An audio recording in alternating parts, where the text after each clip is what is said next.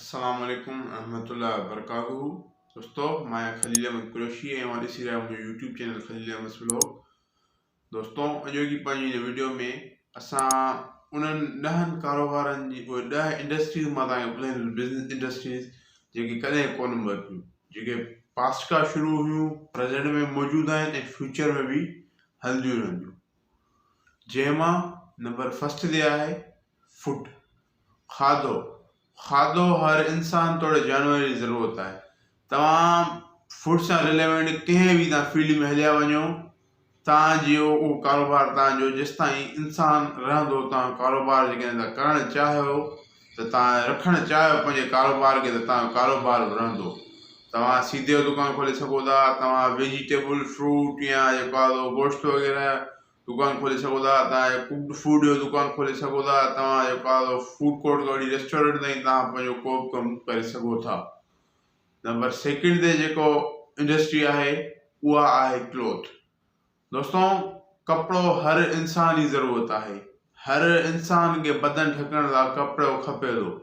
तव्हां कपिड़े सां रिलेवेंट कंहिं बि तव्हां जेको आहे फील्ड में इंडस्ट्री में तव्हां हली वञो, तव्हां उते जेको आहे पंहिंजो कमु करे सघो था।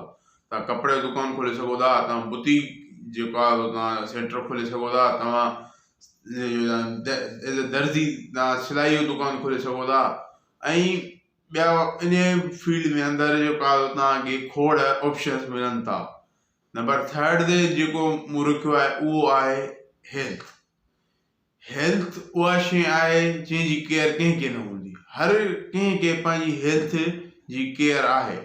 तव्हां जेको आहे ऐं मेडिकल वॾी हिकिड़ी वसी फील्ड आहे। तव्हां जेको आहे बी फार्मेसी करे तव्हां मेडिकल स्टोर खोले सघो था, तव्हां नर्सिंग जो कोर्स करे एज़ अ नर्स तव्हां पंहिंजी सर्विस प्रोवाइड करे सघो था, तव्हां जेको आहे को यूनानी को दवाख़ानो खोले सघो था, ऐं इन सां गॾोगॾु मेडिकल में तव्हां जेकॾहिं वेंदो त तव्हांखे खोड़ ॿिया लातार ऑप्शन्स मिलंदा, तव्हां उहे कमु करे सघो था।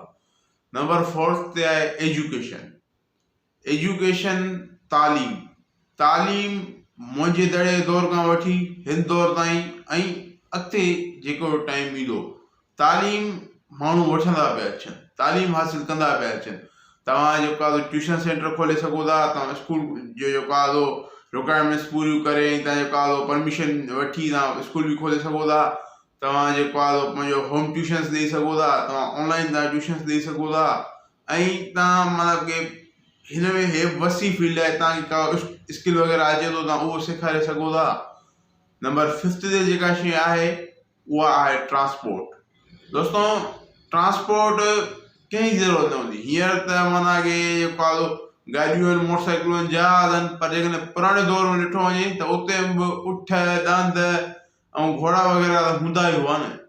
ट्रांसपोर्ट पुराणे दौर खां वठी हिन दौर ताईं ट्रांसपोर्ट त हले पई न। तव्हां ट्रांसपोर्ट इंडस्ट्री सां को बि रिलेवेंट को बि कमु तव्हां करे सघो था। तव्हां जेको आहे किथे तव्हां जेको आहे तव्हां पंहिंजी टैक्सी हलाए सघो था, तव्हां एज़ अ तव्हां जेको आहे पंहिंजो किथे अॾे जी मैनेजमेंट करे सघो था। तव्हां अहिड़ी ऐप ठाहे सघो था जंहिंमें तव्हांजो जेको आहे शहर जूं इलाइक़े जूं जेके बि ट्रांसपोर्ट सर्विस हुजनि सभिनि जो माना कि हुजे त कंहिंजी टाइमिंग वग़ैरह हुजे, ऐं हिन इंडस्ट्री सां रिलेटेड हिन जा रेलिवेंट तव्हां को बि ॿियो कमु करे सघो था। नंबर सिक्स ते जेका शइ मूं रखी आहे उहा आहे कंस्ट्रक्शन। दोस्तों, घर कंहिंजी ज़रूरत न हूंदी।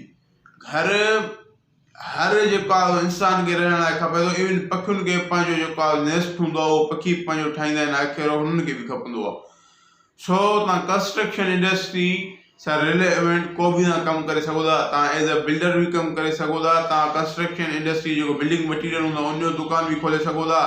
तव्हां दरियूं थियूं उनजो दुकानु बि खोले सघो था। तव्हां सैनिटरी जो दुकानु खोले सघो था। तव्हां इलेक्ट्रिकल जेके सामान हूंदा आहिनि, लाइटूं सेवर वग़ैरह या बोर्ड वग़ैरह, इन जो दुकानु बि तव्हां खोले सघो था। इहो जेको आहे हिकिड़ी वसी फील्ड आहे। नंबर 7 ते जेका शइ मूं रखी आहे उहा आहे फर्नीचर। फर्नीचर हर घर जी ज़रूरत आहे, तोड़े हर दुकान जी, हर ऑफिस जी ज़रूरत आहे। माण्हू जेको आहे न सिर्फ़ु हिन जी ज़रूरत आहे, पर माण्हू इहे जेको आहे हिनखे एज़ अ ब्यूटी बि पंहिंजे घर में रखंदा आहिनि फर्नीचर खे। तव्हां फर्नीचर जो दुकानु बि खोले सघो था।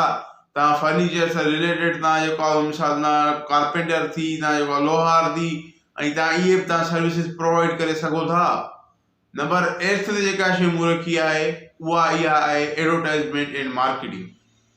दोस्तों हे जेके भी कारोबार तव्हांखे ॿुधाया इन्हनि खे एडवर्टाइज़मेंट बि खपंदी, इन्हनि जी असांखे मार्केटिंग बि करणु पवंदी।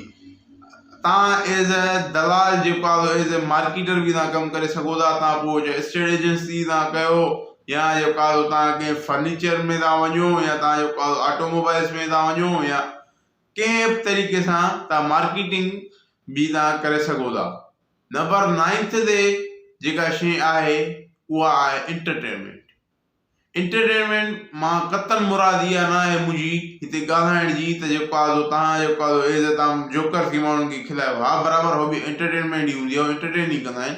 पर जेकॾहिं तव्हां उन साइड तां नथा वञणु चाहियो त तव्हांखे जेकॾहिं ख़बर हुजे त मुंहिंजे दड़े मां बि त हुनजा ॿार जा रांदीगा निकिता त तव्हां इन साइड तां वञी सघो था। तव्हां को न को एंटरटेनमेंट तव्हां स्पोर्ट तव्हां क़ाइमु करे सघो था। तव्हां जेको आहे जेके टोकिन वारा झूला हूंदा आहिनि 5-6 वठी तव्हां उहो पंहिंजो नंढो हिकिड़ो प्लेलैंड क़ाइमु करे सघो था। तव्हां जेको आहे रांदीगनि जी दुकानु खोले सघो था।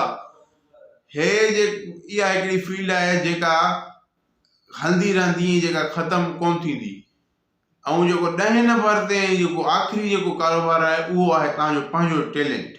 तव्हां पंहिंजो टैलेंट शो करायो ऐं पंहिंजे टैलेंट जे बुनियाद ते तव्हांखे रिटर्न में तव्हांखे शोहरत मिलंदी, इज़त मिलंदी, पैसो मिलंदो।